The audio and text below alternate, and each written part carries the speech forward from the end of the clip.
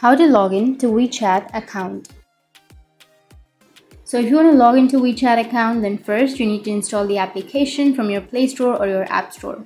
So for now, I've already installed the application. Once you've installed, simply tap and open up the WeChat application. Once you open up your WeChat, here on the bottom, you will have login or sign up option. So if you want to log into WeChat, then simply tap on login option, which is on the bottom left. Once you tap on it, now it will take you to this kind of interface where you can enter your country or region on the first blank and then enter the phone number on the next blank. Or you will also get other login options.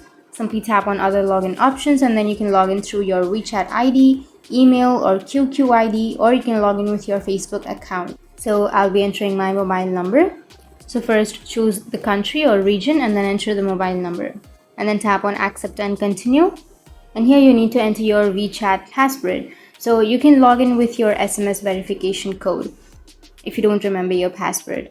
So simply tap and enter your password, or if you don't remember your password, go for SMS verification code and you will be able to get a verification code. And if you enter the verification code, then you'll be able to log into your account.